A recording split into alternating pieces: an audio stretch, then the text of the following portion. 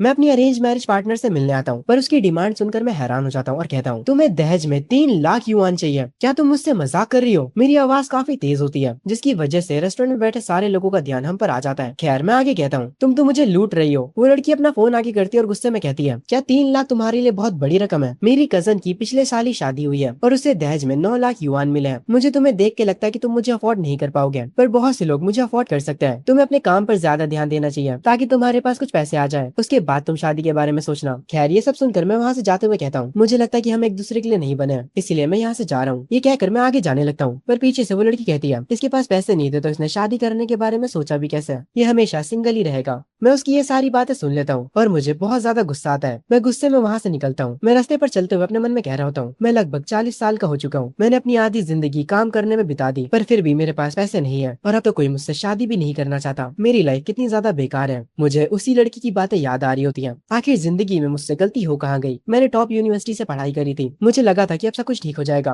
पर जैसे ही मैं ग्रेजुएट हुआ तभी रियल एस्टेट मार्केट क्रैश हो गई। उसके बाद मुझे कोई भी प्रॉपर जॉब नहीं मिली। मैंने 10 साल किसी तरह अपने आप को संभाला और अब मेरे ऊपर काफी ज्यादा कर्जा हो चुका है। जैसे ही मुझे लगता है कि सब कुछ ठीक होने वाला है, सब कुछ और भी बेकार हो जाता है। तभी अचानक से बारिश भी होने लगती है। मैं अपने मन में सोच रहा होता हूँ, इस एरा में तुम्हारी चॉइसेस तुम्हारे एफर्ट से ज्यादा मैटर करती हैं। अगर जिंदगी मुझे एक और मौका दे देती तो शायद मैं सब कुछ ठीक कर देता। मैं एक कंस्ट्रक्शन साइट के पास खड़ा बारिश में भीग रहा होता हूँ, तभी अचानक एक क्रेन से लोहे के पाइप्स गिरने लगते हैं और वो सीधा मेरे ऊपर गिरने वाले होते हैं। वो लोहे के पाइप्स मेरे ऊपर गिर जाते हैं। मेरी आंखें बंद हो जाती हैं। मुझे अपने सामने कुछ लोग दिखाई देते हैं जो कह रहे होते हैं, कोई जल्दी से एम्बुलेंस को बुलाओ, क्या मैं मरने वाला हूँ? पर मैं ऐसे मरना नहीं चाहता था। तभी अचानक मेरी आंखें खुलती हैं। कोई अचानक से मेरे कंधे पर हाथ रखकर कहता है, अरे यार जिन, तुझे क्या हो गया? तेरा ध्यान कहाँ पर है? मैं पूरी तरह से शॉक हो जाता हूँ। मैं तुरंत इधर उधर देखने लग जाता हूँ। मैं इस टाइम पर लाइब्रेरी में बैठा होता हूँ। मैं अपने आप को ध्यान से देखने लग जाता हूँ। मेरे साथ बैठा लड़का काफी ज्यादा हैरान होता है। मेरे सामने जो फोन रखा होता है मैं उसे पहचान जाता हूँ। ये मेरा पुराना फोन था। जैसे ही मैं उस फोन को ऑन करता हूँ, मैं डेट देखकर काफी ज्यादा शॉक हो जाता हूँ। मैं 2008 में वापस आ चुका होता हूँ। मेरा खुद से एक ही सवाल होता है, क्या मैं सच में टाइम में पीछे आ चुका हूँ? मेरे साथ जो लड़का बैठा होता है वो असल में मेरा दोस्त होता है। मैं टाइम में पीछे आया हूँ या नहीं ये चेक करने के लिए मैं उसका हाथ काट लेता हूँ और वो दर्द में चिल्लाने लगता है। वो मुझसे कहता है, अरे यार तू पागल हो गया क्या? मेरा हाथ छोड़।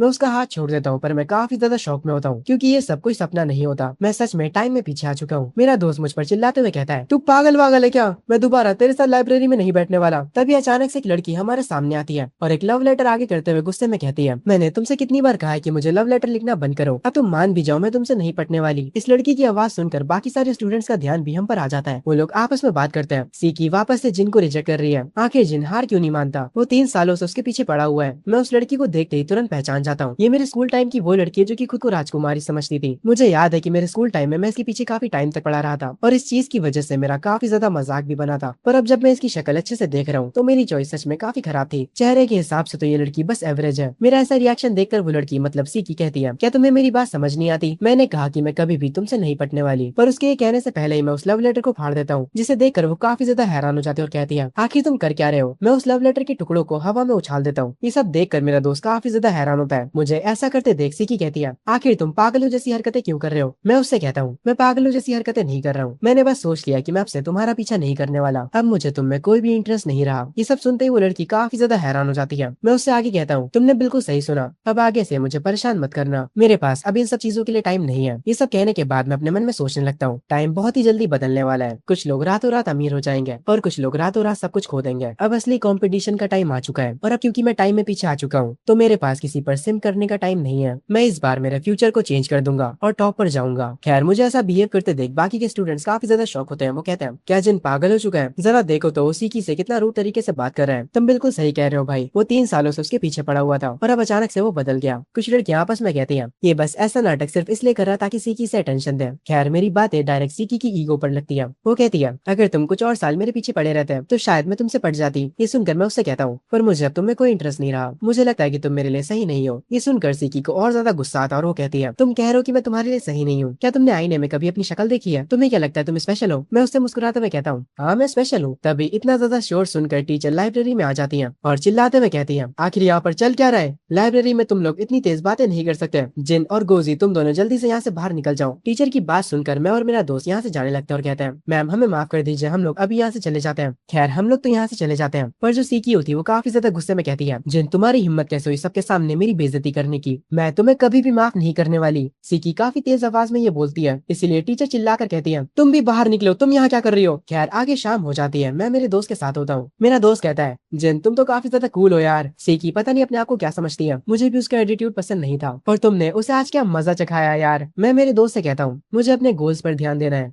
लड़कियां सिर्फ और सिर्फ मेरा कमबैक डिले करेंगी। ये सुनकर गोजी कहता है, अरे यार तुम तो आजकल सच में कुछ ज्यादा ही समझदार होने लगे हो। मुझे लगता है कि मुझे भी और बुक्स पढ़नी चाहिए और अपने करियर पर ध्यान देना चाहिए। मैं गोजी की बात बीच में काट कर कहता हूँ, तुम अपने दिमाग को बुक्स पर वेस्ट मत करो, बस मेरे साथ रहो और तुम्हारा करियर खुद ब खुद बन जाएगा। ये सुनकर गोजी काफी ज्यादा खुश हो जाता है और कहता है, मुझे पता था तुम ही मेरा असली भाई हो जो कुंभ के मेले में बिछड़ गया था। अब से मैं तुम्हारी सारी बात मानूंगा। खैर तभी सीन शिफ्ट होता है, मैं अपने घर पर वापस आ जाता हूँ। मेरे डैड जो की न्यूज़पेपर पढ़ रहे होते हैं वो मुझसे कहते हैं, तो आखिरकार तुम वापस आ गए। मेरी मॉम किचन से कहती है, क्या तुम्हें भूख लगी है? आज मैंने तुम्हारे लिए तुम्हारा पसंदीदा खाना बनाया है। मेरे डैड मेरे पास आकर कहते हैं, तुम जरूर से थक गए होगे। अपने मॉम एंड डैड को वापस से देखने के बाद मैं वहीं पर खड़ा रह जाता हूँ। मेरे मॉम एंड डैड मुझसे पूछते हैं, आखिर अब तुम्हें क्या हो गया? मैं बहुत ज्यादा इमोशनल हो जाता हूँ, मेरी आंखों से आंसू तक आ जाते हैं। मैं तुरंत उन दोनों को हक कर लेता हूँ और कहता हूँ, मैंने आप दोनों को बहुत ज्यादा मिस करा। ये सुनकर मेरे डैड मुझसे कहते हैं, पागल लड़के, तुम हमें मिस क्यों कर रहे थे? हम तो हमेशा ही घर पर होते हैं और तुम रो क्यों रहे हो? क्या किसी ने तुम्हें भूली करा है? मेरी आंखों में आंसू देखने के बाद मेरी मॉम भी थोड़ी इमोशनल हो जाती है और कहती है, क्या तुम्हारे साथ कुछ हुआ है? तुम हमें बता सकते हो? मैं उनसे कहता हूँ, नहीं मैं बिल्कुल ठीक हूँ, और अब तो मैं और भी ज्यादा ठीक हूँ। ये सुनकर मेरी मॉम कहती है, तुम्हें ऐसे ही रहना चाहिए, हमेशा खुश। और आज मैंने जितनी भी डिशेस बनाई है वो सारी तुम्हारी फेवरेट है। जल्दी से जाओ और फ्रेश होकर आओ। अपने पेरेंट्स को दोबारा से देखकर और उनकी बातें सुनकर मैं अपने आंसू पोंछते हुए अपने मन में कहता हूँ, मैंने पिछली जिंदगी में अपना कितना ज्यादा टाइम वेस्ट करा था। मुझे यकीन नहीं हो रहा कि मैं वापस आ गया। इस बार मैं बहुत ज्यादा पैसे कमाने वाला हूँ और इन पैसों से अपने पेरेंट्स को एक अच्छी लाइफ दूंगा। इस बार मैं सब कुछ बदल दूंगा। खैर आगे मैं अपने पेरेंट्स के साथ बैठा डिनर कर रहा होता हूँ। मेरे डैड कहते हैं, तुम आखिर कुछ खा क्यों नहीं रहे हो? ये लो ये खाओ, तुम अभी भी अपने ग्रोइंग स्टेजेस में हो, तुम्हें ज्यादा खाना खाना चाहिए। खैर आगे मैं अपने पेरेंट्स से कहता हूँ, मुझे आप दोनों से बहुत ज्यादा जरूरी बात करनी है। मैं अपना खुद का बिजनेस स्टार्ट करना चाहता हूँ और उसके लिए मुझे 5 मिलियन युआन चाहिए। ये सुनकर मेरे डैड तो हैरान हो जाते हैं, पर मेरी मॉम तो मेरे ऊपर अपना खाना ही थूक देती है और गुस्से में कहती है, तुम्हारी हिम्मत कैसे हुई 5 मिलियन मांगने की? वो मेरा कान खींचते हुए कहती है, क्या मुझे देखकर तुम्हें लगता है कि मेरे पास 5 मिलियन होंगे? तुम्हारे डैड सिर्फ 3,000 महीना कमाते हैं। इतने पैसे तुम्हें देने के लिए तुम्हारे डैड को कम से कम 500 सालों तक काम करना पड़ेगा। खैर मेरे डैड मेरी मॉम से कहते हैं, अब बस भी करो, वो अभी भी बच्चा ही है, उसे सही और गलत की पहचान नहीं है, इसीलिए उस पर गुस्सा मत हो। मेरे डैड मेरे पास आकर अपना हाथ मेरे कंधे पर रखकर कहते हैं, मेरे बेटे 5 मिलियन बहुत ज्यादा होते हैं, आखिर तुम्हें उतने पैसे क्यों चाहिए? मैं तुरंत खड़ा हो जाता हूँ और उनसे कहता हूँ, मेरे पास एक प्लान है। मुझे कहीं से एक चीज पता चली है, हमारा जो पुराना एरिया है सरकार उसे जल्द ही रीडेवलप करने वाली है। मैं सोच रहा हूँ कि मैं वहाँ पर 2 बिल्डिंग्स खरीद लूँ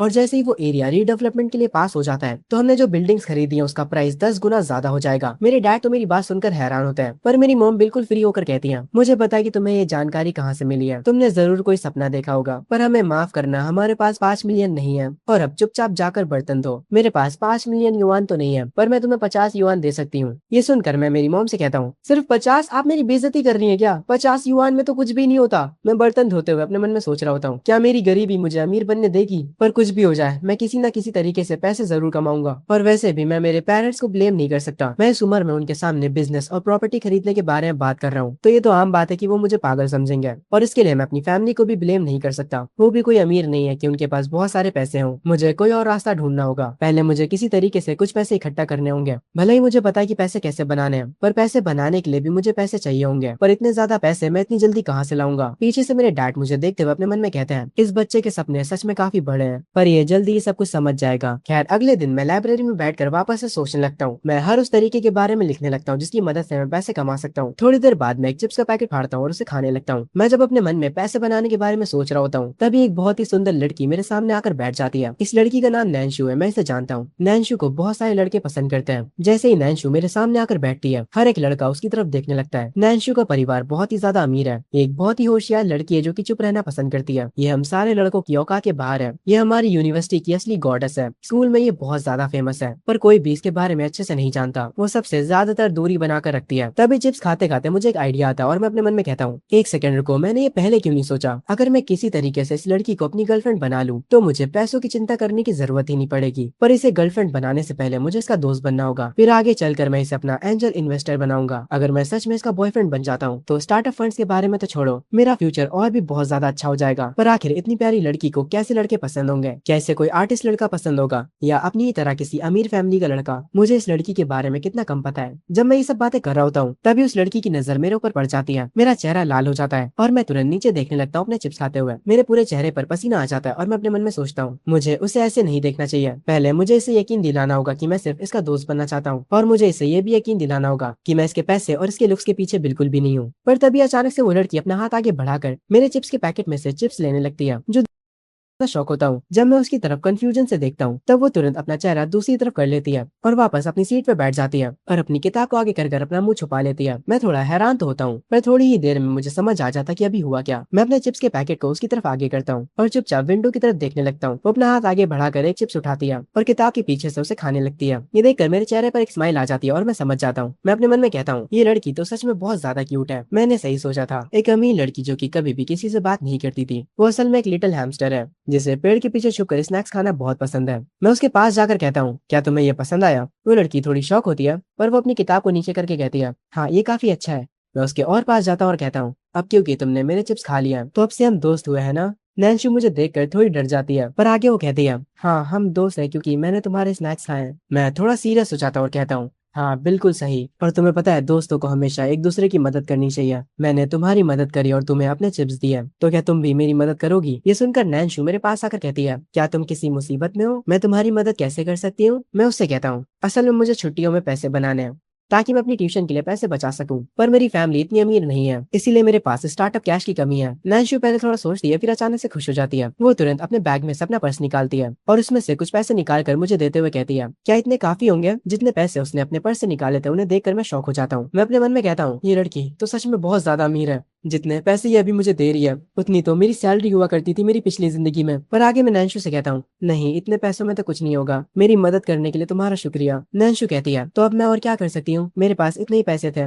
मैं नैन्शु से कहता हूँ कोई बात नहीं, तुमने मेरे बारे में सोचा इतना ही काफी है। आगे मैं उदास आवाज में कहता हूँ ऐसा लगता है कि अब मुझे कोई काम ढूंढना ही पड़ेगा, मेरे पास लाइब्रेरी में आने का भी टाइम नहीं होगा। नैन्शु को ये बातें सुनकर काफी बुरा लग रहा होता है। ये सब सुनकर वो मुझसे कहती है मेरा इंतजार करना, मैं अभी अपने घर जा रही हूँ, कल तक मैं तुम्हारे लिए अच्छे खासे पैसे ले आऊंगी। मैं कल तुमसे यहीं पर मिलती हूँ, इंतजार करो और मैं तुम्हारी एंजल इन्वेस्टर बन जाऊंगी। ये कहकर नैन्शु यहाँ से जाने लगती है। उसकी बातें सुनकर मेरे चेहरे पर एक स्माइल आ जाती है। मैं अपने मन में कहता हूँ आखिरकार मेरा प्लान काम कर गया। तभी मुझे गोजी का कॉल आता है और वो कहता है जिन तुमने मुझे जो खरीदने के लिए कहा था मैंने सब कुछ खरीद लिया है, आखिर हम पैसे कमाना कब शुरू करने वाले हैं? ये सुनकर मैं थोड़ा शॉक होता हूँ क्योंकि मैं गोजी को भूल चुका था। मैं उससे कहता हूँ तुम बस मेरा इंतजार करो मैं अभी आ रहा हूँ। ये कहकर मैं लाइब्रेरी से निकल जाता हूँ। गोजी के साथ मेरा प्लान ये था कि हम इंटरनेट कैफे में लंच बॉक्सेस बेचेंगे। हमारे पास जितने भी लंच बॉक्सेस थे हम वो इंटरनेट कैफे में बेच देते हैं और खुद भी दोनों लोग बाहर बैठकर वही लंच बॉक्सेस खाने लगते हैं। गोजी काफी ज्यादा खुश होता है और पैसे दिखाते हुए कहता है जिन हमने पूरे 50 बॉक्स बेच दिए हैं और हमें पूरा 250 का प्रॉफिट हुआ है, इतने पैसे तो मैंने आज तक कभी नहीं कमाए। मैं ज्यादा रिएक्ट नहीं करता और उससे कहता हूँ प्रॉफिट बस ठीक ही ठाक था, ये समझ लो ये बस हमारे खर्चे के पैसे हैं। ये सुनकर गोजी शौक हो जाता और कहता है 250 तुम्हारे खर्चे के पैसे हैं और ये भी तुम्हारे लिए बहुत कम है? मुझे मेरे घर वाले महीने में 10 युआन देते हैं। मैं तुम्हें बताना तो नहीं चाहता था पर बता दे रहा हूँ, मैं तो कॉलेज छोड़ने का प्लान बना रहा हूँ, अब मैं हमेशा के लिए लंच बॉक्सेस बेचा करूंगा। ये सुनकर मैं कहता हूँ तुम इतने कम पैसे में खुश हो गए, जैसे ही मेरे पास स्टार्टअप कैश आ जाएगा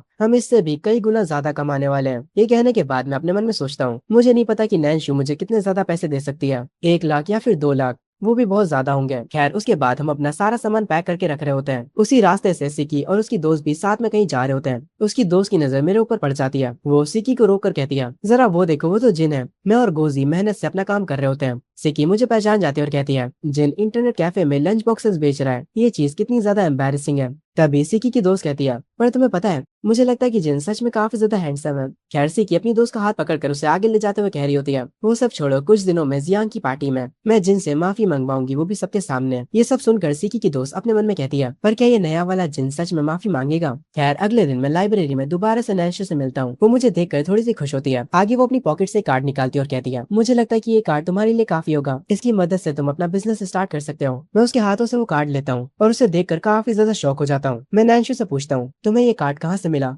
वो कार्ड जो मुझे नैन्शु ने दिया है वो असल में एक वीआईपी ब्लैक कार्ड होता है। नैन्शु कहती है मैंने चुपके से अपने डैड के वॉलेट से ये कार्ड निकाल लिया था। उनके पास पहले से ही बहुत ज्यादा कार्ड्स हैं, इसीलिए उन्हें पता भी नहीं चलेगा अगर उनका एक कार्ड गायब भी हो जाता है तो। मैं हैरानी के साथ नैन्शु से पूछता हूँ तुम्हारे हिसाब से आखिर इस कार्ड की लिमिट कितनी होगी? नैन्शु कहती है शायद से इसकी लिमिट 2 मिलियन तक होगी। मैं कहता हूँ अच्छा सिर्फ 2 मिलियन? पर तभी अचानक से मुझे रियलाइज होता है कि ये 2 मिलियन कह रही है। मैं बहुत ज्यादा शौक हो जाता हूँ, मेरी आंखें तक बाहर आ जाती हैं और मेरा मुंह तो खुला का खुला रह जाता है। मेरे जिस हाथ में वो कार्ड होता है वो हाथ तक कांपने लग जाता है। मैं अपने मन में सोचता हूँ एक अमीर लड़की जिसे मैं ज्यादा समय से नहीं जानता हूँ, उसने मुझे 2 मिलियन दे दिया बिना मुझे अच्छे से जाने। मेरे पूरे शरीर से पसीना आने लगता है और मैं अपने मन में कहता हूँ, क्या सारे के सारे अमीर लोग ऐसे ही होते हैं? मैं उम्मीद करता हूँ कि मैं अरेस्ट ना हो जाऊँ। नैन्शु शर्माते हुए मुझसे पूछती है, जिन क्या इतने पैसे काफी नहीं है? अगर तुम्हें और पैसे चाहिए तो मैं एक और कार्ड चुरा सकती हूँ। कितनी अच्छी लड़की है यार ये। खैर स्टोरी पर वापस आते हैं। मैं अपने हाथ आगे कर उसे मना करते हुए कहता हूँ, नहीं नहीं ऐसा मत करना, इतने में सब कुछ हो जाएगा। पर प्लीज और कार्ड मत चुराना। मैं दूसरी तरफ ना चेहरा करके अपने मन में कहता हूँ, यस मैंने कर दिखाया। मैं तुरंत उठकर उस कार्ड को अपनी पॉकेट में रख लेता हूँ और नैन्शु का हाथ पकड़कर कहता हूँ, मुझे नहीं पता कि मैं तुम्हें शुक्रिया कैसे बोलूं। मैं तुम्हारे पैसे जितनी जल्दी हो सके वापस कर दूंगा।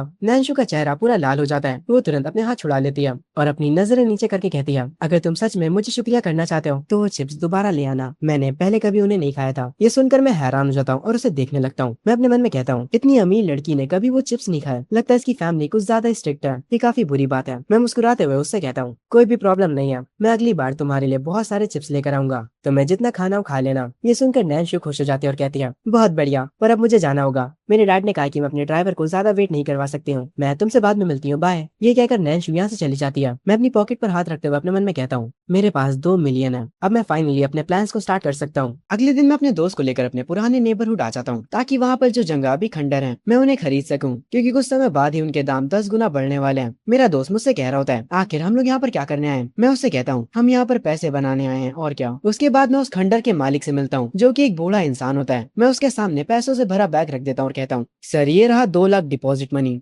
आप इन्हें खुद से गिन लीजिए। उसके बाद हम लोग कॉन्ट्रैक्ट साइन कर लेंगे और बाकी के 4 लाख मैं तब दूंगा जब ये प्रॉपर्टी मेरे नाम हो जाएगी। ये सब होता देख मेरा दोस्त काफी ज्यादा हैरान हो जाता है और वो कहता है, जिन क्या तुम पागल हो गए हो? आखिर तुम्हारे पास इतने ज्यादा पैसे कहाँ से आए? क्या तुमने अपने ही घर वालों के पैसे चुरा लिए? अगर तुम्हारी मॉम को ये पता चला तो वो तुम्हारी जान ले लेंगी। मैं गोजी को शांत कराते हुए कहता हूँ, चिंता मत करो यार, ये तो बस थोड़े से ही पैसे हैं, तुम्हें ऐसे रिएक्ट करने की कोई भी जरूरत नहीं है। गोजी परेशान होते हुए कहता है, भाई कोई भी यहाँ पर जमीन नहीं खरीदता। क्या ये बूढ़ा आदमी तुम्हें ब्लैकमेल कर रहा है ये प्रॉपर्टी खरीदने के लिए? मैं विंडो की तरफ देखते हुए गोजी से कहता हूँ, जिस जमीन को तुम अभी खंडर समझ रहे हो वो 1 महीने में बदलने वाली है और यहाँ के प्राइसेस 10 गुना ज्यादा होने वाले हैं। ये सुनकर वो बूढ़ा आदमी भी हंसते हुए कहता है, तुमने बिल्कुल सही कहा बच्चे, तुम फ्यूचर के बारे में बहुत अच्छा सोचते हो। अब से ये प्रॉपर्टी तुम्हारी हुई। ये कहकर वो बूढ़ा आदमी अपने दस्तखत कर देता है। उसके बाद हम लोग वहां से निकल जाते हैं। रास्ते में चलते हुए गोजी मुझसे कहता है, तुम पागल हो गए हो, तुमने वो बेकार सा घर 6 लाख में खरीद लिया। अगर तुम्हारे पास इतने ही पैसे हैं तो तुम उन्हें मेरे लंच बॉक्स के बिजनेस में इन्वेस्ट क्यों नहीं कर देते? मैं आगे जाते हुए मुस्कुराते हुए गोजी से कहता हूँ, तुम्हें 1 महीने बाद सब समझ आ जाएगा। जो लाखों मैंने अभी इन्वेस्ट करे वो जल्द ही मिलियन में बदल जाएंगे। ये सुनकर गोजी खुश हो जाता और कहता है, इसका मतलब है हम लोग मिलियनर बन जाएंगे, है ना? तभी आगे गोजी बताता है, तो कल के बारे में तुम्हारा क्या ख्याल है? क्या तुम कल की पार्टी में आ रहे हो? ये सुनकर मैं थोड़ा हैरान होते हुए कहता हूँ, कल कौन सी पार्टी है? गोजी बताता है, तुम्हें याद नहीं जियांग ने जो पार्टी रखी है वही। तभी मुझे पुरानी मेमोरीज याद आती हैं। जियांग की पार्टी में सारे अमीर बच्चे भरे हुए थे। वो सारे के सारे लोग मुझे और गोजी को इग्नोर कर रहे थे और हमारा मजाक बना रहे थे। जैसे ही मुझे वो मेमोरी याद आती है मैं आगे चलते हुए गोजी से कहता हूँ, नहीं मैं नहीं जाऊंगा उस पार्टी में। कल करने के लिए मेरे पास और भी बहुत ज्यादा इंपॉर्टेंट चीजें हैं। ये सुनकर गोजी हैरान होकर कहता है, हे रुको, पर सिक्की भी उस पार्टी में आने वाली है और वो सबसे कही जा रही है कि वो तुमसे कल की पार्टी में माफी मंगवाएगी, वो भी सबके सामने। ये सुनकर मैं कहता हूँ, आखिर ये सिक्की है कौन? मैं उसे नहीं जानता। और ये कहकर मैं वहां से चला जाता हूँ। तभी से ही शिफ्ट होता अगले दिन जियांग की पार्टी पर। वहाँ पर सारे अमीर बच्चे बैठे आपस में बातें कर रहे होते हैं। जियांग सबसे कहता है, आज सब लोग दिल खोल कर मजे करो, तुम लोगों को जो खाना है वो ऑर्डर कर सकते हो, उस सब का बिल मैं भरूंगा। ये सुनकर सारे लोग खुश हो जाते हैं। तभी जियांग नोटिस करता है कि जिन यहाँ पर नहीं आया है। वो बाकी के लोगों से पूछता है कि आज की पार्टी में जिन नहीं आने वाला। एक लड़का जिसके हाथ में माइक होता है वो कहता है, अरे जिन तो वही लड़का है ना जो कि सीकी के पीछे पड़ा हुआ था। सारे लोग मिलकर फिर जिन का मजाक उड़ाने लगते हैं। कुछ लोग तो उसकी गरीबी का भी मजाक उड़ाते हैं। सब लोग जिन के ऊपर हंस रहे होते हैं। तभी जियांग आकर सीकी से पूछता है, सीकी क्या आजकल जिन तुम्हें अवॉइड कर रहा है? मैंने सुना कि उसने लाइब्रेरी में अपना ही लिखा हुआ लेटर फाड़ दिया और ये भी कहा कि तुम उसके लायक नहीं हो। ये सब सुनकर सीकी को गुस्सा आ रहा होता है। सीकी आगे कहती है,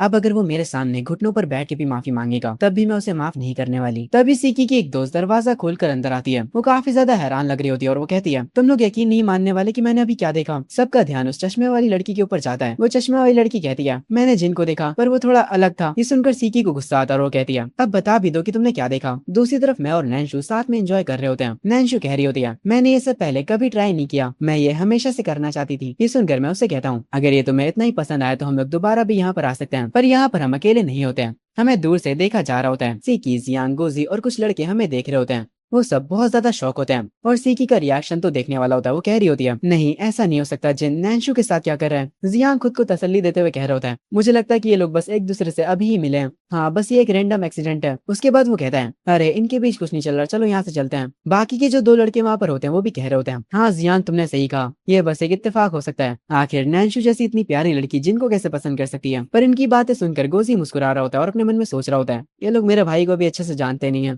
मेरे भाई ने बिना सोचे समझे 6 लाख का घर खरीद लिया, तो नैन्शु को पटाना उसके लिए कोई मुश्किल बात नहीं है। गोजी अपने मन में कह रहा होता है कुछ भी हो जाए मैं हमेशा मेरे भाई जिन के साथ ही रहने वाला हूँ। पर ये सब देखकर सीकी काफी ज्यादा उदास हो जाती है और अपने मन में सोचने लगती है ये यहाँ पर क्या हो रहा है, जिनके पास तो कुछ भी नहीं है, तो फिर नैन्शु उसके साथ क्यों है। फिर उसे गुस्सा भी आता है। खैर आगे सीन शिफ्ट होता है 1 महीने बाद। मैं एक प्राइवेट स्विमिंग पूल में होता हूँ। मेरे फोन पर पैसों का मैसेज आ जाता है, वही पैसे जो मैंने उस खंडर को बेचकर कमाए होते हैं। वो 6 लाख जो मैंने लगाए थे उससे मुझे 1.7 मिलियन का फायदा होता है। मैं वो मैसेज देखकर काफी खुश होता हूँ। अब समय आ गया, ये जो प्रॉफिट मुझे अभी हुआ है उसे कहीं और इन्वेस्ट करने का। पैसों से ही पैसे बनते हैं, अब मेरे अमीर बनने के दिन जल्द ही आने वाले हैं। वैसे मैं इस स्विमिंग पूल में अकेला नहीं आया होता हूँ। नैन्शु को उसके स्विमिंग सूट में देखने के बाद मेरे मन में बस एक ही चीज आती है, नैन्शु का फिगर तो सच में काफी अच्छा है। मेरा यहाँ पर आने का आइडिया सच में काफी अच्छा था। नैन्शु मुझे मुस्कुराता हुआ देखकर मुझसे पूछती है जिन तुम तो काफी खुश लग रहे हो, क्या तुम्हारे साथ कुछ अच्छा हुआ है। मैं नैन्शु से अपनी नजरें हटाकर कहता हूँ मैं जल्द ही तुम्हारे पैसे तुम्हें लौटाने वाला हूँ। ये सुनकर नैन्शु थोड़ी सी उदास हो जाती है और कहती है क्या मुझे पैसे वापस करने के बाद भी तुम मेरे साथ घूमोगे। ये सुनकर मैं कहता हूँ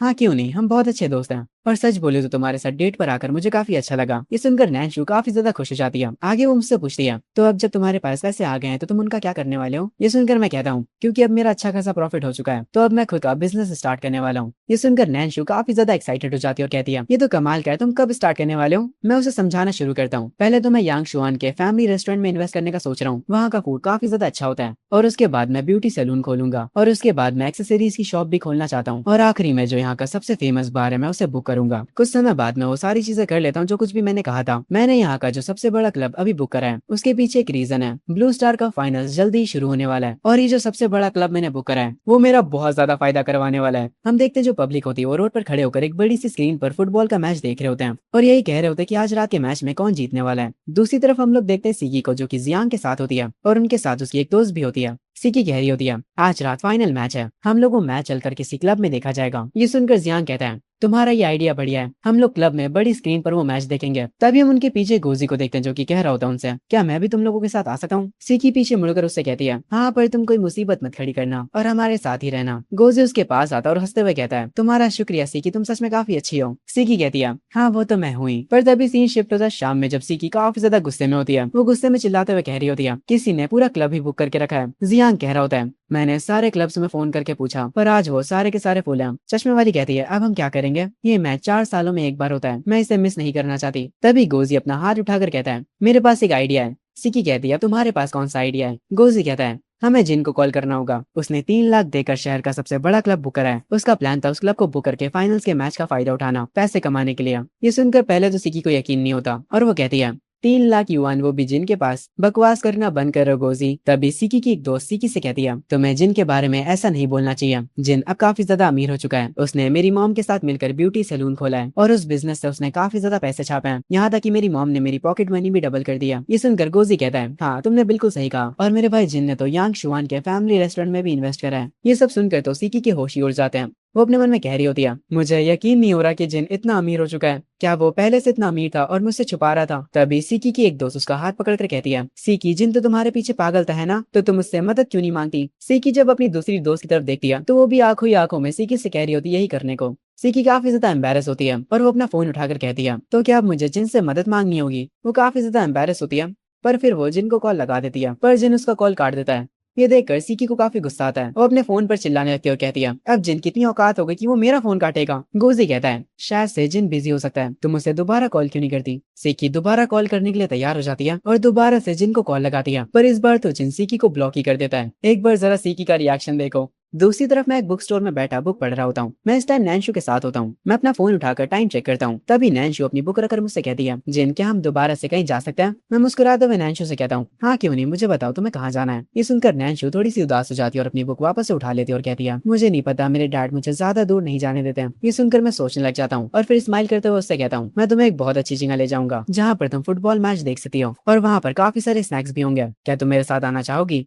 ये सुनकर नैन्शु काफी ज्यादा एक्साइटेड हो जाती है और कहती है क्या तुम सच कह रहे हो, हम कहाँ जाने वाले हैं। तभी से ही शिफ्ट होता है रात में। मैं नैन्शु को उसी क्लब में लेकर आता हूँ जो मैंने बुक करा था। नैन्शु वहां पर आकर थोड़ा शर्मा जाती है और कहती है ये तो एक क्लब है, यहाँ पर तो बड़े लोग आते हैं ना, क्या मैं बड़ी हो चुकी हूँ। मैं उसके सर पर हाथ रखते हुए कहता हूँ हाँ, तुम बड़ी हो चुकी हो। उसके बाद मैं उसे उसकी वीआईपी सीट दिखाता हूँ। मैंने उसके लिए काफी सारे स्नैक्स भी वहाँ पर रखवाए होते हैं, जिन्हें देखकर नैंशु काफी ज्यादा खुश हो जाती है। मैं भी अपनी सीट पर बैठ जाता हूँ और उससे कहता हूँ, यहाँ से मैच काफी अच्छे से दिखेगा, तुम आराम से बैठकर यहाँ पर स्नैक्स भी खा सकती हो, और अगर तुम्हें और कुछ खाना है तो तुम ऑर्डर भी कर सकती हो। नैंशु कहती है, तो क्या क्लब ऐसे होता है? मुझे ये जगह पसंद आई। तभी वहाँ का एक एम्प्लॉय आकर मुझसे कहता है, सर क्लब के बाहर कुछ बच्चे कह रहे हैं कि वो आपसे मिलना चाहते हैं। मैं कहता हूँ ठीक है, मैं अभी आता हूँ। कुछ देर बाद मैं क्लब से बाहर आता हूँ। गोजी मुझे दूर से हाथ दिखाता हुआ कहता है, जिन मेरे भाई हम यहाँ पर हैं। उसके साथ सीकी और उसके दोस्त भी होते हैं। मैं उन्हें देखकर कहता हूँ, आखिर तुम सब यहाँ पर क्या कर रहे हो? गोजी सबसे कहता है, मैंने तुम लोगों से कहा था कि मेरे भाई जिन ने ये प्लेस पहले से ही बुक कर रखा है। अब तो तुम लोगों को मुझ पर यकीन है ना? जो सीकी होती है वो जिन से कुछ कहने जा रही होती है, पर गोजी बीच में आकर कहता है, जिन मेरे भाई हम सबको ब्लू स्टार कप का फाइनल मैच देखना है। बाकी सारे क्लब्स ऑलरेडी फुल हैं, क्या तुम हमारी मदद कर सकते हो? मैं मुस्कुराकर उन लोगों से कहता हूँ, मैं सिर्फ अपने भाई गोजी को अंदर बुलाता हूँ, पर तुम लोग उसके साथ आए हो इसीलिए तुम भी अंदर आ सकते हो। मैं उन सबको अंदर बुला लेता हूँ। सीकी अंदर आने में थोड़ा टाइम लगा रही होती है। उसकी दोस्त उसका हाथ पकड़ कर कहती है, अब चलो भी अंदर, तुम्हें मैच नहीं देखना क्या? और वो उसे अंदर खींच लाती है। मैं, गोजी और जियांग जब क्लब के अंदर आते हैं, तब जियांग मुझसे पूछता है, जिन क्या तुमने सच में ये प्लेस 3 लाख देकर बुक करा है? आखिर तुम्हारे पास इतने ज्यादा पैसे आए कहाँ से? मैं रुक कर उसे बताता हूँ, इस प्लेस को बुक करने में मेरे सिर्फ 3 लाख नहीं लगे, बाकी चीजें मिलाकर मेरे पूरे 3,70,000 खर्च हुए हैं। ये सुनकर वो सारे लोग हैरान हो जाते हैं, यहाँ तक कि गोजी भी। ये सुनकर जियांग थोड़ा चिड़चिड़ा भी हो जाता है। खैर, मैं सीट पर बैठा देता हूँ और वहाँ के मैनेजर से कहने लगता हूँ, ये पीले बालों वाला लड़का मेरा भाई है, और इसके साथ जो लोग हैं वो सब जितना भी पैसा खर्च करेंगे उस सब का बिल मैं भर दूंगा। ये सब सुनकर गोजी की जो नाक होती है वो काफी लंबी हो जाती है। उसे काफी अच्छा लग रहा होता है कि उसका दोस्त उसे काफी अच्छे से ट्रीट कर रहा होता है। आगे सब लोग अपनी सीट्स पर बैठे होते हैं, पर जियांग और सीकी का मूड काफी खराब होता है। सीकी की चश्मे वाली दोस्त कहती है, मैंने कभी नहीं सोचा था कि हमें फाइनेंस देखने के लिए जिनकी मदद लेनी होगी। ये सुनकर जियांग कहता है, उसने हमारे लिए इतना भी कुछ खास नहीं करा है, उसने बस पहले से एक क्लब बुक कर रखा था, आखिर वो इतना शो ऑफ क्यों कर रहा है? सीकी काफी उदास होती है, जैसे उसे कुछ अच्छा ही ना लग रहा हो। तभी सीकी के एक दोस्त की नजर नैंशु पर पड़ जाती है।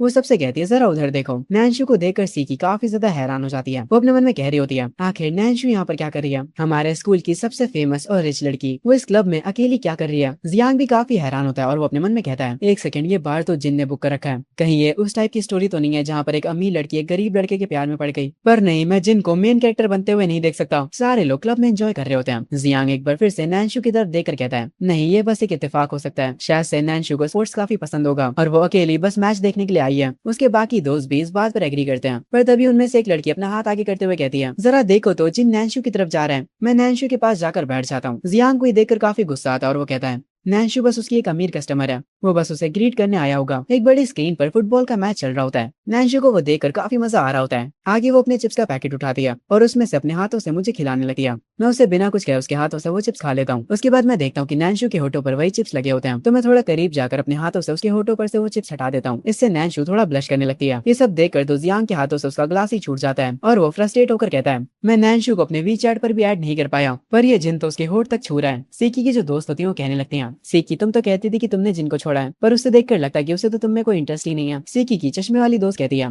सीकी अब टफ बनने की एक्टिंग छोड़ भी दो, अब मान भी लो कि जिन हमारी औकात के बाहर चला गया। ये सुनकर सीकी तुरंत अपनी सीट से उठ जाती है और कहती है, मैं यहाँ से जा रही हूँ, और ये कहकर यहाँ से चली जाती है। उसे जाता देख मेरे चेहरे पर एक स्माइल आ जाती है। गोजी तो मजे से ड्रिंक कर रहा होता है, पर सीकी यहाँ से जाते हुए अपने मन में कह रही होती है, जिन तुम्हारी वजह से मेरी बहुत बेइज्जती हुई है, मैं कभी भी तुम्हें माफ नहीं करने वाली। तभी सीन शिफ्ट होता अगले दिन। मैं एक बस स्टैंड पर खड़ा होता हूँ, तभी गोजी वहाँ पर आता है। वो जैसे ही आता है वो मुझे हंसते हुए बताता है, मेरा एडमिशन कॉलेज में हो गया, मैं लिंचुआन टेक जूनियर कॉलेज में जाने वाला हूँ। मैं उसे कांग्रेचुलेट करते हुए कहता हूँ, बहुत बढ़िया मेरे भाई गोजी, तुम आगे चलकर एक बड़े आदमी जरूर बनोगे। गोजी मुझसे पूछता है, जिन तुम कौन से कॉलेज जाने वाले हो? मुझे याद है तुम्हारे मार्क्स काफी अच्छे आए थे। मैं गोजी को बताता हूँ, मैं लिंचुआन यूनिवर्सिटी में जा रहा हूँ, और अपने मन में कहने लगता हूँ, मैं उसी कॉलेज में जा रहा हूँ जिसमें मैं पिछली जिंदगी में भी गया था, पर इस बार मैं इंजीनियरिंग नहीं करने वाला, मैं इस बार फाइनेंस करने वाला हूँ। फाइनेंस पढ़ने से मुझे और भी बहुत ज्यादा फायदा होगा, मैं इसकी मदद से और भी पैसे बना सकता हूँ। ये सुनकर जो गोजी होता है वो काफी ज्यादा हैरान हो जाता है और कहता है, तुमने फाइनेंस चूज करा है? मेरे भाई तुम तो काफी कमाल के हो यार। तभी अचानक से हमारे पास सीकी आ जाती है और वो गुस्से में मुझसे कहती है, जिन वहीं रुक जाओ और मेरी बात सुनो। मैं उससे पूछता हूँ, अब तुम्हें क्या हुआ, तुम्हें मुझसे क्या काम है? सीकी की आंखों में आंसू आ जाते हैं और वो मुझसे कहती है, मुझे बताओ तुम्हारे और नैंशु के बीच क्या चल रहा है? तुमने तो कहा था कि तुम मुझे ही पसंद करते हो, क्या तुम्हारा प्यार नकली था? ये सुनकर मैं कहता हूँ, मुझे नहीं पता कि मैंने ऐसा कब कहा था। अपने मन में कहानियां बनाना बंद करो सीकी। सीकी रोने लग जाती है और कहती है, ठीक है मुझ पर यकीन मत करो, पर फिर तुमने उसी यूनिवर्सिटी में क्यों अप्लाई करा जिसमें मैं जाने वाली हूँ? तुम अभी भी मुझे पसंद करते हो है ना? मैं मुस्कुराते हुए सीकी को बताता हूँ, मैंने उस यूनिवर्सिटी के लिए इसलिए अप्लाई करा क्योंकि नैंशु भी उसी यूनिवर्सिटी में जाने वाली है, मुझे तुमसे कोई फर्क नहीं पड़ता, तुम कहीं भी जाओ। ये सुनकर सीकी पूरी तरह से टूट जाती है और गुस्से में कहती है, आखिर नैंशु हमारे बीच कब से आ गई? मैं अपना फोन निकालता हूँ और उसे सीकी को दिखाते हुए कहता हूँ, मैंने तुम्हारा कॉन्टैक्ट नंबर डिलीट कर दिया। मुझे चिंता हो रही थी कि कहीं नैन्शु को कोई गलतफहमी ना हो जाए। उतने में हमारी बस आ जाती है। मैं गोजी से कहता हूँ, चलो चलते हैं। सीकी वहीं पर बर्फ की तरह जम जाती है। हम लोग बस में बैठकर वहां से चले जाते हैं। पीछे से सीकी गुस्से में कहती है, जिन तुम्हें क्या लगता है कि मेरा कॉन्टैक्ट डिलीट करके सब ठीक हो जाएगा? मैं तुम्हारा पीछा इतनी आसानी से नहीं छोड़ने वाली। आगे हम लोग दूसरे बस स्टॉप पर रुक जाते हैं। वहाँ पर गोजी मुझसे कहता है कि मैं उसके साथ चलूं उसके फ्रेशमैन मीटअप पर मैं गोजी को साफ मना कर देता हूँ और कहता हूँ, वो तुम्हारे कॉलेज का मीटअप है, मैं क्यों जाऊँ, मैं नहीं जा रहा हूँ। ये सुनकर गोजी मेरे पैर पकड़ लेता है और रोते हुए कहता है, प्लीज यार मेरे साथ चल दो ना, मैं पहली बार ऐसी जगह पर जा रहा हूँ। तुम वहाँ पर सबको बता देना कि तुम भी मेरे ही कॉलेज से हो। गोजी की बातें सुनकर मेरे पास कोई और ऑप्शन नहीं बचता और मैं गोजी को हाँ कर देता हूँ और उसके साथ जाने के लिए मान जाता हूँ। ये सुनकर गोजी खुश हो जाता है। वो तुरंत जमीन से उठकर मुझे गले लगा लेता है। उसके बाद हम लोग मीटअप की जगह पर पहुंचते हैं। वहाँ पर उसी कॉलेज के कुछ फ्रेशमैन होते हैं। एक लड़की मुझे देखकर कहती है, तुम तो काफी अच्छे दिखते हो, क्या तुम्हारी कोई गर्लफ्रेंड है? मैं मुस्कुराते हुए उससे कहता हूँ, इस कॉलेज में मैं अभी फ्रेशमैन हूँ, अभी मेरी कोई भी गर्लफ्रेंड नहीं है और वैसे भी मैं पढ़ने पर ज्यादा ध्यान देता हूँ, किसी को डेट करने के लिए मेरे पास टाइम नहीं है। तभी नीले बालों वाला लड़का हंसते हुए कहता है, यार क्या तुम लड़कियों के सामने दिखावा करने की कोशिश कर रहे हो? अगर तुम्हें पढ़ाई इतनी ही पसंद है तो तुम हमारे कॉलेज में क्यों आए हो? तभी एक रेड हेयर बैडी बोलती है, हम इसकी एजुकेशन से इसको जज नहीं कर सकते। उसके बाद वो खुद को इंट्रोड्यूस करते हुए कहती है, हेलो मेरा नाम होंगियन है, मैं भी इस कॉलेज में फ्रेशमैन हूँ। मैं भी उसे अपना नाम बताता हूँ और उससे हैंड शेक करता हूँ। कुछ देर बाद बिल पे करने का टाइम आ जाता है। एक ग्लासेस वाली लड़की कहती है, चलो हम सब लोग बिल को स्प्लिट करते हैं। तभी मैं वहाँ के एक स्टाफ से कहता हूँ, मेरी जो ड्रिंक थी वो 10 युआन की हुई, क्या मुझे इस पर डिस्काउंट मिलेगा? ये सुनकर वहाँ की एम्प्लॉय काफी ज्यादा हैरान हो जाती है और कहती है, तुम्हें 10 युआन की चीज पर भी डिस्काउंट चाहिए? ये सुनकर बाकी की लड़कियों का रिएक्शन भी बदल जाता है। वो लड़का रेड हेयर बैडी से कहता है, ये लड़का तो गरीब भी है। पर तभी मैं अपना हाथ आगे करके उस एम्प्लॉय से कहता हूँ, पर तुम लोगों ने तो पोस्टर लगा के रखा है कि फ्रेशमैन को 20% डिस्काउंट मिलेगा, तो अब तुम लोग डिस्काउंट क्यों नहीं दे रहे हो? ये होता हुआ देख दूसरा एम्प्लॉय आकर मुझसे माफी मांगने लगता है और कहता है, हमें माफ कर दीजिए सर, इस लड़की का आज यहाँ पर पहला दिन है, इस बात के लिए हम आपसे माफी चाहते हैं। मैं मुस्कुराते हुए पैसे निकालते हुए कहता हूँ, कोई बात नहीं, मुझे बुरा नहीं लगा, मेरे साथ जितने भी लोग हैं उन सबका बिल भी मैं पे कर रहा हूँ। ये सुनकर वो सारी लड़कियां खुश हो जाती हैं, पर हमारी रेड हेयर बैडी अपने मन में सोचती है, ये लड़का तो काफी अलग है, अपनी उम्र के हिसाब से काफी ज्यादा मैच्योर है। जिनमें ये सब देखकर काफी खुश होता है। उनमें से 2 लड़कियां तो मेरे पास आकर ही खड़ी हो जाती हैं। खैर आगे मैं अपनी बस में बैठकर अपने कॉलेज के लिए रवाना हो जाता हूँ। गोजी बाहर से मुझे बाय बोलता है। मैं बस में बैठा नैन्शु के बारे में सोच रहा होता हूँ, क्योंकि आज तक वो कभी भी अपने घर से ज्यादा दूर नहीं गई है, इसीलिए मुझे उसकी चिंता हो रही होती है कि कहीं वो गुम ना गई हो। जब मैं यही सब सोच रहा होता हूँ तभी मेरी मुलाकात वापस से उसी रेड हेयर बैडी से होती है जो कि मुझे फ्रेशमैन पार्टी में मिली थी। उसे देखकर मैं थोड़ा हैरान हो जाता हूँ, क्योंकि असल में वो भी मेरी ही कॉलेज की स्टूडेंट होती है। वो मुझे वापस से खुद को इंट्रोड्यूस करते हुए कहती है, मेरा नाम होंगियन है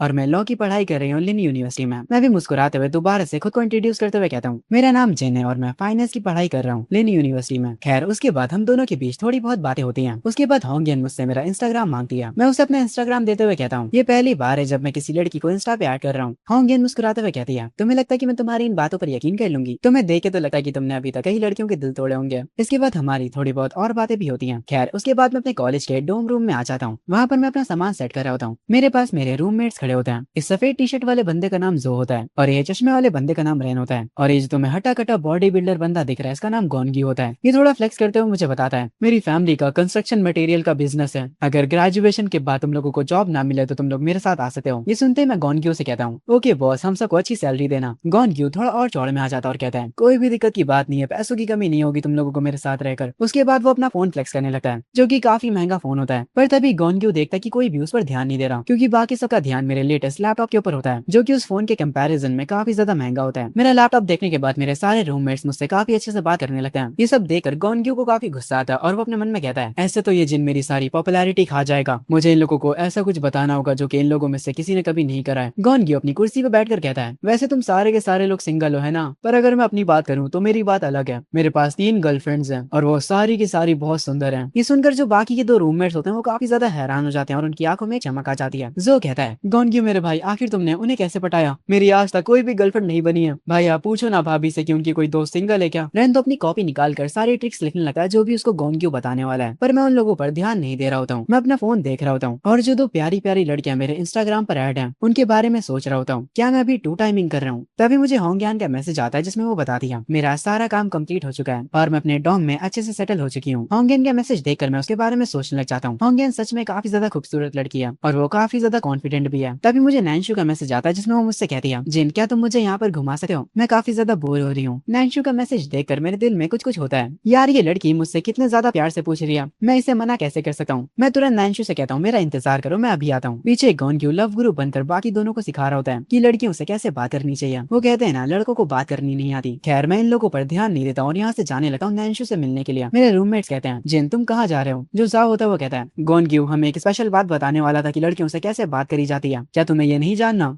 रेन कहता है, ऐसे तो तुम हमेशा सिंगल रह जाओगे मेरे भाई।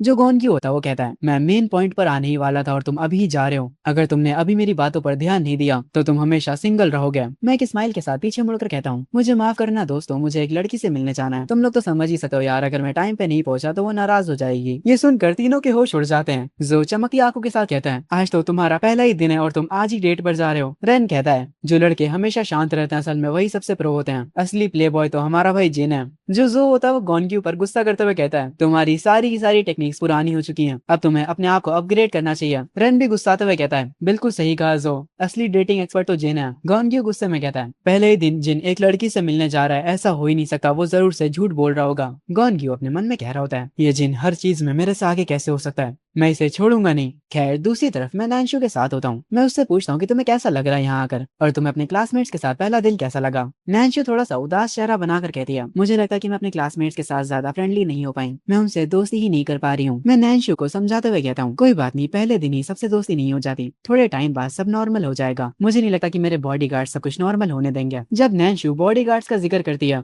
हर एक कोने से बॉडीगार्ड्स बाहर आ जाते हैं। मैं ये देखकर शॉक हो जाता हूँ। नैंशु बता दिया, मुझे हर जगह अपने साथ बॉडीगार्ड्स नहीं चाहिए था, पर मेरी मॉम को डर है कि स्कूल में मुझे कोई बुली ना करे, इसीलिए उन्होंने बॉडीगार्ड्स को कह रखा कि वो हर जगह मेरे साथ रहें। मेरी तीनों रूममेट्स मेरे बॉडीगार्ड्स को देखकर डर गई थी। तुम बताओ जिन, क्या ये सब होने के बाद भी वो मुझसे दोस्ती करेंगी या फिर वो लोग मुझे बुली करेंगी जैसा मानवाज में होता है? मैं नैंशु के कंधे पर हाथ रखकर कहता हूँ, तुम फिक्र मत करो, मैं तुम्हारी मदद करूंगा उनसे दोस्ती करने में। उसके बाद मैं नैंशु को एक सुपरमार्केट लेकर जाता हूँ और काफी सारे स्नैक्स खरीदते हुए मैं नैंशु को बताता हूँ, तुम अपनी चीजें उनके साथ शेयर करके उनकी अच्छी दोस्त बन जाओगी। तुम लोग बस साथ में स्नैक्स खाओ और खूब सारी बातें करो। जब मैं ये सारी चीजें बता रहा होता हूँ तब मैं नैंशु के काफी ज्यादा क्लोज आ जाता हूँ। मैं इतना ध्यान नहीं देता हूँ पर नैंशु ब्लश कर रही होती है। मैं उसे और भी चीजें बताता हूँ कि वो और जल्दी दोस्त कैसे बना सकी है। नैंशु ये सब सुनकर मुझे शुक्रिया बोलती है, पर ऊपर से स्नैक्स उठाने के चक्कर में मैं नैंशु के और भी ज्यादा क्लोज आते जा रहा होता हूँ। नैंशु का पूरा चेहरा लाल हो जाता है। उसके बाद हम लोगों ने जितना भी सामान लिया था हम लोग उसका पेमेंट करने आते हैं। नैंशु अभी भी ब्लश कर रही होती है। उसके बाद हम लोग सामान लेकर सुपरमार्केट से निकल जाते हैं। नैंशु एक बार फिर से मुझे शुक्रिया बोलती है। मैं नैंशु से कहता हूँ, शुक्रिया बोलने की जरूरत नहीं है, मैंने बस जो भी कहा है उसे जरूर करना। मुस्कुराते हुए नैंशु कहती है, हाँ मैं जरूर करूंगी। वैसे तुम्हारा आगे का प्लान क्या है? क्या तुम अभी भी अपने बिजनेस पर ध्यान दोगे? ये सुनकर मैं नैंशु से कहता हूँ, मैं अपने बिजनेस पर तो ध्यान दूंगा पर मेरा प्लान अब थोड़ा बदल चुका है, मुझे एक वेबसाइट बनानी है। ये सुनकर नैंशु कहती है, किस तरह की वेबसाइट? क्या तुम उस पर कोई सामान बेचोगे? मैं उससे कहता हूँ, नहीं, मैं कंटेंट साइट बनाने की सोच रहा हूँ, मैं अभी बस इसके बारे में सोच रहा हूँ, तुम्हें बाद में समझ आ जाएगा। ये इंटरनेट का गोल्डन एज होने वाला है। पहले मैं कुछ कूल स्टोरीज और नॉवेल्स लेकर आऊंगा ताकि पब्लिक का उस कंटेंट साइट पर ध्यान जाए। उसके बाद मैं शॉर्ट वीडियोस को एक्सपेंड करवाऊंगा और फिर ई कॉमर्स मार्केट में भी कदम रखूंगा और धीरे धीरे मैं एक मैसिव बिजनेस एम्पायर को खड़ा करूंगा। नैंशु को मेरी बातें समझ नहीं आती कि मैं क्या बोल रहा हूँ, पर फिर भी वो कहती है, मुझे नहीं पता तुम किस बारे में बात कर रहे हो, पर फिर भी मैं तुम्हें पूरा सपोर्ट करूंगी। उसके बाद मैं रात में वापस अपने डॉम में आ जाता हूँ। मेरे पीछे गोनग्यू बैठा होता है। उसके बाद वो अपनी कुर्सी से उठता है और जाकर दरवाजे पर जोर से मारता है और मेरी तरफ देखकर कहता है, जिन मेरे साथ बाहर आओ, मुझे तुमसे कुछ बात करनी है। मैं उसकी बात मान लेता हूँ, डॉम की छत पर चले जाता हूँ। मैं उससे पूछता हूँ आखिर मैटर क्या है। वो तेजी से मेरे पास आता है। मैं उससे कहता हूँ, ये मत कहना कि तुमने मुझे यहाँ पर मारने के लिए बुलाया। मैं तुम्हें पहले ही बता दूं कि मैंने मार्शल आर्ट सीख रखी है। मैं फ्लेक्स नहीं करना चाहता पर मैंने गन या मजाकी से ट्रेनिंग ले रखी है। मैं इजीली 30 से 40 बंदों को एक साथ पेल सकता हूँ। पर मैं जो सोच रहा था उसका बिल्कुल उल्टा होता है। गोनग्यू तो मेरे सामने अपने घुटनों पर बैठ जाता है। मैं उससे कहता हूँ, आखिर तुम ये क्या कर रहे हो? वो मेरा हाथ पकड़ता है और रोते हुए कहता है, जिन मेरे भाई, मेरी मदद कर दो यार। मैं उससे कहता हूँ, ठीक है, पर तुम अपने घुटनों पर क्यों बैठे हो, खड़े हो जाओ। गोनग्यू कहता है, मुझे तुमसे कुछ जरूरी बात करनी है। मैं तब तक नहीं उठूंगा जब तक मेरी बात खत्म नहीं हो जाती। मैं भी अपने घुटनों पर बैठ जाता हूँ और उसके कंधे पर हाथ रखकर कहता हूँ, अगर तुम्हें कुछ कहना ही है तो खड़े होकर कहो। अगर किसी ने हमें ऐसे देख लिया तो वो समझेगा कि मैं तुम्हें बुली कर रहा हूँ। गोनग्यू की आंखों से वापस से उसके आंसू बहने लगे और साथ में उसकी नाक भी। वो कहता है, मुझे भी सबके सामने शो ऑफ करना है, पर जब भी मैं फ्लेक्स करने की कोशिश करता हूँ तुम मेरा प्लान खराब कर देते हो। मैं जब अपना फोन फ्लेक्स कर रहा था तब तुमने अपना लैपटॉप ही निकाल लिया। जब मैंने सोचा कि मैं अपने डेटिंग एक्सपीरियंस के बारे में फ्लेक्स करूंगा तब तुम एक लड़की से ही मिलने चले गए। गोनग्यू की बातें सुनकर मुझे उसके लिए बुरा लगने लगता है। मैंने बिना सोचे समझे ही उसके सारे प्लान बिगाड़ दिए। गोनग्यू अपने सर पर हाथ रखकर ऊपर की तरफ देखते हुए कहता है, अगर मैं सच बताऊं तो मैंने आज तक किसी लड़की का हाथ भी नहीं पकड़ा और कल हमारी पहली क्लास शुरू होने वाली है। गोनग्यू मेरा हाथ पकड़ता है और वापस से रोते हुए कहता है, मैं अपनी पूरी कॉलेज लाइफ सिंगल नहीं रहना चाहता, मुझे भी गर्लफ्रेंड बनानी है, कुछ करो। गोनग्यू को ऐसा करते देख मुझे मेरा पिछला जन्म याद आ जाता और मैं अपने मन में कहता हूँ मैं भी तो इसकी ही तरह हुआ करता था, अटेंशन का भूखा। मैं गोनग्यू का हाथ पकड़कर उसे उठाता हूँ। मैं गोनग्यू की पैंट पर लगी मिट्टी साफ करते हुए गोनग्यू से कहता हूँ हम सबको साथ में रहना है तो हम लोग दोस्त नहीं बल्कि भाई हैं, और भाइयों से मदद भी की तरह नहीं मांगी जाती, तो मुझे बस तुम्हारी मदद करनी है फ्लेक्स करने में, है ना? समझो तुम्हारा काम हो गया। ये सुनकर गोनग्यू खुश हो जाता और कहता है जिन तुम सच बोल रहे हो ना, तुम मुझसे झूठ तो नहीं बोल रहे हो ना? मैं एक स्माइल के साथ उससे कहता हूँ मैं तुमसे झूठ क्यों बोलूंगा, पर मैं पहले ही तुम्हें एक इंपॉर्टेंट बात बता दूं, जब तुम फ्लेक्स कर रहे हो तो हद से ज्यादा फ्लेक्स मत करना। अगर तुम ज्यादा फ्लेक्स करोगे तो लड़कियों को तुम्हारा एटीट्यूड पसंद नहीं आएगा। ये सब सुनकर गोनग्यू अपने आंसू पोंछते हुए कहता है जिन तुम तो बिल्कुल मेरे माँ बाप जैसे हो, तुम मेरा कितना ख्याल रखते हो। डोर के पास खड़े जो और रेन हमारी बातें सुन रहे होते हैं। जो कहता है तुम्हें क्या लगता है गोनग्यू की कोई गर्लफ्रेंड बन पाएगी? रेन कहता है जब तक जिन हमारे साथ है सारी लड़कियां उस पर ही फिदा होने वाली हैं। खैर अगले दिन हमारा कॉलेज का पहला दिन होता है। क्लास के पहले दिन को लेकर जो और रेन काफी ज्यादा नर्वस होते हैं, पर जो गोनग्यू होता है वो दोनों को मोटिवेट करते हुए कहता है तुम लोग फिक्र मत करो, मेरे जैसा हैंडसम बंदा तुम लोगों के साथ चल रहा है, तुम लोग मेरे दोस्त हो इसीलिए कुछ लड़कियां तुमसे भी बात कर ही लेंगी। उसके बाद गोनग्यू मुझसे कहता है मेरे भाई जिन तुम हमारा प्लान तो नहीं भूले हो ना? मैं उससे कहता हूँ मुझे अच्छे से याद है, कोई भी प्रॉब्लम नहीं आने वाली। उसके बाद हम लोग क्लास में एंटर करते हैं। क्लास में लड़कियां एक दूसरे से आपस में बातें कर रही होती हैं। क्लास में सब लोग एक दूसरे को दोस्त बना रहे होते हैं। हर कोई एक दूसरे से बात और हंसी मजाक कर रहा होता है। तभी मैं गोनग्यू का फोन हाथ में पकड़कर उसकी जोर जोर से तारीफ करने लगता हूँ। तुम्हारा फोन तो सच में काफी कमाल का है, ये तो वही लेटेस्ट मॉडल है ना जिसका टीवी पर आता है। मैंने सुना है कि इसका कैमरा 30 मेगापिक्सल का है। यार तुम्हारा फोन तो कितना ज्यादा कमाल का है। मैं गोनग्यू को इशारा करते हुए कहता हूँ कि अब तुम्हारी बारी है फ्लेक्स करने की। मेरे इशारे को गोनग्यू तुरंत समझ जाता और कहता है मेरे डैड ने मुझे ये कॉलेज जाने की खुशी में दिलाया था। ये फोन बस $12,000 का है। ये बस मेरे लिए काम चलाऊ फोन है। ये सुनकर मैं वापस अपनी एक्टिंग कंटिन्यू करता हूँ और कहता हूँ क्या तुम सच बोल रहे हो? ये फोन $12,000 का है? तुम्हारे डैड तो सच में तुमसे बहुत ज्यादा प्यार करते होंगे। अगर मेरे पास ऐसा फोन होता तो मैं तो अपने सपनों में भी काफी खुश होता। हमारी बातें सुनकर सारी लड़कियों का ध्यान हम पर आ जाता है। सारी लड़कियां यही बातें करने लगी कि क्या गोनग्यू एक अमीर फैमिली का बच्चा है। पर तभी एक चश्मे वाली लड़की कहती है ये लड़का एक फोन के ऊपर इतना फ्लेक्स क्यों कर रहा है? दूसरी लड़की भी उसकी बातों पर एग्री करती है। खैर जब गोनग्यू नोटिस करता है कि सारी लड़कियां उसे ही देख रही हैं, तो वो थोड़ा खुश होता है और कहता है बहुत बढ़िया, अब मैं इन सबको याद रहूंगा, हमारा प्लान काम कर गया। पर मैं उन लड़कियों की तरफ देखते हुए अपने मन में कहता हूँ वो गोनग्यू पर ध्यान तो दे रही है, पर मुझे नहीं पता कि वो उसके बारे में क्या सोच रही हैं। फ्लेक्स करने का भी एक स्टाइल होता है। अगर कुछ भी गलत होता है तो गोनग्यू अगले 4 सालों तक सिंगल ही रहने वाला है। दूसरी तरफ नैंशू भी अपनी क्लासमेट्स के साथ हॉल से गुजर रही होती है, पर नैंशू और उनके बीच थोड़ा डिस्टेंस होता है। वो लोग हमारी क्लास के सामने से गुजरते हैं, पर जैसे ही नैंशू हमारी क्लास के सामने से गुजरती है हर एक लड़का उसे देखकर पगला जाता है। गोनग्यू है वो लड़की जो अभी यहाँ से गई वो तो बहुत ज्यादा सुंदर है। तभी नैंशू मुझे देखकर मेरी विंडो के पास रुकती है। मैं एक स्माइल के साथ उसे देखता हूँ। मुझे देखकर उसके चेहरे पर भी एक प्यारी सी स्माइल आ जाती है। मुझे और नैंशू को आपस में बातें करते हुए देख उसकी क्लासमेट देख लेती हैं। वो लोग आपस में कहने लगता है नैंशू तो उस लड़के के साथ काफी क्लोज लग रही है, शायद से वो लड़का फाइनेंस क्लास में पढ़ता है, कहीं वो नैंशू का बॉयफ्रेंड तो नहीं है। खैर आगे से ही शिफ्ट होता है। मैं और मेरे दोस्त रेस्टोरेंट में कुछ खाने के लिए आए होते हैं। गोनग्यू अपने हाथों से मुझे एक ड्रिंक बनाकर देता और कहता है तुम्हारी वजह से आज लड़कियों के सामने मेरा अच्छा इंप्रेशन बना है, आज से तुम जिंदगी भर के लिए मेरे भाई हो। हम सारे दोस्त आपस में अपनी ड्रिंक्स शेयर करते हैं। उसके बाद हम लोग अपनी अपनी ड्रिंक्स पीने लग जाते हैं। गोनग्यू अपने क्लास की कुछ लड़कियों के बारे में बात करता और कहता है हमारे क्लास में क्या कमाल की लड़कियां हैं। तुम लोगों ने सोंगचिन की आंखें देखी ना, वो कितनी ज्यादा प्यारी थी। जब आज उसने मेरी तरफ देखा तो मेरा तो दिल ही रुक गया था। और वो शियाओ गोल्डन बालों वाली, उसका फिगर कितना कमाल का था। जो गोनग्यू की बातें सुनकर उससे कहता है गोनग्यू क्या तुम्हें यकीन है कि सोंगचिन तुम्हारी ही तरफ देख रही थी? मुझे तो लगता है वो तुम्हारे पास बैठे जिन को देख रही थी। रेन भी जाओ की बातों पर एग्री करता है। गोनग्यू इन लोगों की बातें टालते हुए कहता है नहीं नहीं, तुम सारे लोग गलत हो। वो लड़कियां डायरेक्ट मेरी तरफ देखने में थोड़ा शर्मा रही थी। वो लोग असल में जिन को देखने का नाटक कर रही थी, ताकि किसी को शक ना हो पाए कि असल में वो लोग मुझे देख रही हैं। गोनग्यू की बातें सुनने के बाद जाओ और रेन का रिएक्शन देखने वाला होता है। गोनग्यू दोबारा कहता है अगले हफ्ते मैं उसे चाय के लिए इनवाइट करूंगा और जरूर से उसे अपनी गर्लफ्रेंड बना लूंगा। इन लोगों की बातें सुनकर मैं अपने मन में कह रहा होता हूँ अभी इन लोगों को जमाने के बारे में कुछ नहीं पता। ये लोग कितने इनोसेंट और कॉन्फिडेंट हैं, बिल्कुल वैसे जैसे मैं हुआ करता था। तभी मेरे फोन पर एक मैसेज आता है। जब मैं अपना फोन उठाकर वो मैसेज चेक करता हूँ तो वो मैसेज होंगयान का होता है। वो मुझसे पूछती है कि मैं अभी कहाँ पर हूँ। मैं उसे बताता हूँ कि मैं अपने दोस्तों के साथ लंच करने के लिए बाहर आया हूँ। ये सुनकर होंगयान मुझे बताती है मैं भी अपने न्यू रूममेट्स के साथ कहीं लंच पर जाने वाली हूँ, क्या तुम्हें कोई अच्छा रेस्टोरेंट पता है? मैं उससे कहता हूँ जहाँ पर हम अभी आए हैं वो काफी अच्छा रेस्टोरेंट है। जिस पर होंगयान बोलती है क्या मैं भी तुम्हें ज्वाइन कर सकती हूँ वहाँ पर, अगर तुम्हें बुरा न लगे तो? ये सुनकर मेरे चेहरे पर एक हल्की सी स्माइल आ जाती है और मैं उससे कहता हूँ कोई दिक्कत की बात नहीं है, तुम हमें ज्वाइन कर सकती हो। तभी गोनग्यू मेरे कंधे पर हाथ रखकर कहता है यार हर वक्त फोन में मत लगे रहा करो। वैसे बताओ तुम्हें क्लास में कौन सी लड़की सबसे ज्यादा पसंद है? ये सुनकर मैं उससे कहता हूँ मुझे अभी किसी भी लड़की में इंटरेस्ट नहीं है, मैं बस अपनी पढ़ाई पर फोकस करना चाहता हूँ। ये सुनकर मेरे तीनों दोस्त हैरान रह जाते हैं। जो खड़ा होकर कहता है क्या तुम सीरियस सीरियस हो? अभी सबसे बढ़िया मौका है गर्लफ्रेंड बनाने का, पर तुम तो इन चीजों पर ध्यान ही नहीं दे रहे हो। गॉन क्यों कहता है, जिन ब्रो क्या तुम कूल बनने की एक्टिंग कर रहे हो? मुझे लगता है कि तुम्हें खुद पर यकीन नहीं है कि तुम गर्लफ्रेंड बना सकते हो। मुझे सब पता चल गया, तुम रिजेक्ट होने से डरते हो। खैर इसकी बातों पर ध्यान नहीं देते, ये पागल बंदा है। मुझे होंगयान का कॉल आता कि वो लोकेशन पर पहुंच चुकी है। तभी रेन की नजर रेस्टोरेंट के बाहर खड़ी होंगयान पर पड़ती है, जो कि बाहर खड़ी काफी खूबसूरत लग रही होती है। तीनों लड़के उसे देखते ही रह जाते हैं। जब मेरी नजर होंगयान पर पड़ती है तो उसे देखकर अपने मन में मैं कहता हूँ, होंगयान का फैशन सेंस सच में काफी बढ़िया है। मैं होंगयान को देख रहा होता हूँ, ये चीज गोंगयोन नोटिस कर लेता और कहता है, जिन ब्रो उसे देखना बंद कर दो, वो तुमसे नहीं पटने वाली। उसके लेवल की लड़कियां हमारी औकात के बाहर हैं।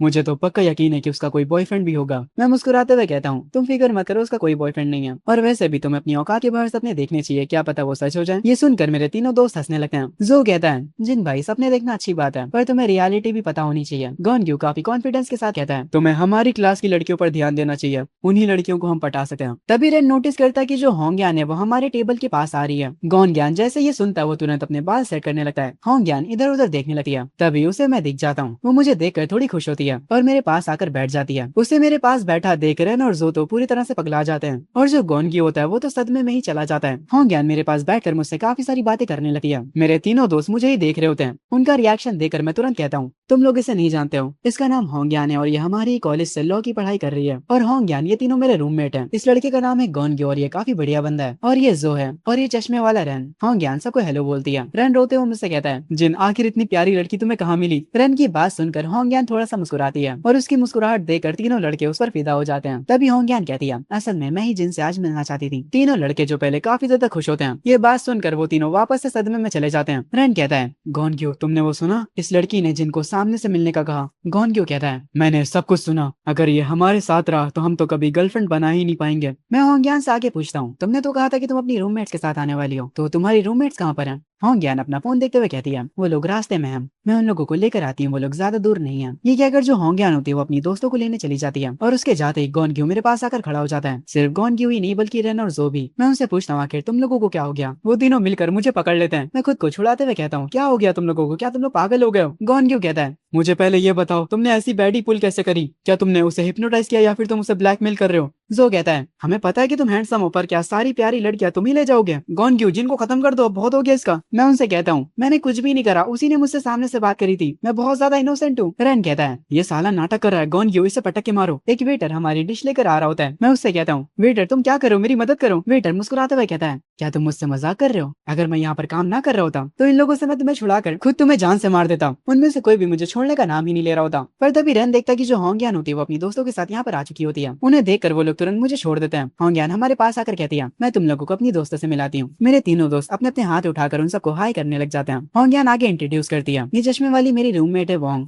और ये गुलाबी बालों वाली लड़की सीकी है। व्हाट अ ट्विस्ट यार, सीकी होंगयान की दोस्त निकली। सीकी काफी गुस्से में लग रही होती है। खैर मैं सीकी और उसकी दोस्त को पहचान जाता हूँ, पर मैं उन्हें ना जानने की एक्टिंग करने लगता हूँ। हम सब टेबल पर बैठ जाते हैं। जो होंगयान होती है वो मेरे कंधे पर हाथ रखे होती है। सीकी हमें देखकर अपने मन में कहती है, जिन मुझे ना पहचानने की एक्टिंग कर रहा है। सीकी का रिएक्शन देखकर उसकी दोस्त होंगयान से धीरे से पूछती है, होंगयान मुझे बताओ कि तुम्हें इनमें से कौन सा लड़का पसंद है? होंगयान कहती है, ऐसी कोई भी बात नहीं है, तुम ज्यादा ही सोच रही हो। सीकी की दोस्त कहती है, घर से निकलने से पहले तुमने 5 बार अपने कपड़े बदले थे और तैयार होने में काफी टाइम लगाया था, इसीलिए नाटक करना बंद कर दो। ये सुनकर होंगयान ब्लश करने लगती है और धीरे से बोलती है, ठीक है, जिसको मैं पसंद करती हूँ उस लड़की का नाम है जिन। वोंग होंगयान से पूछती है, तो तुम्हें उसमें क्या पसंद है? होंगयान कहती है, वो बाकी सारे लड़कों से अलग है जिनसे भी मैं अभी तक मिली हूँ, वो स्पेशल है और काफी अच्छा भी दिखता है। ये सब सुनकर सीकी को काफी गुस्सा आ रहा होता है। होंगयान अपने मन में कहती है, सारी लड़कियों को नजर आता है कि जिन कितना स्पेशल है, पर सीकी को छोड़कर। जो गोंग्यू होता है वो सीकी से पूछता है, हे सीकी तुम क्या खाना पसंद करोगी? पर सीकी कहती है, मेरा मन नहीं है। गोंग्यू आगे कहता है, यहाँ का खाना काफी मजेदार है, तुम एक बार ट्राई तो करो। सीकी थोड़ी इरिटेट हो जाती है और कहती है, मैंने कहा ना मुझे भूख नहीं है।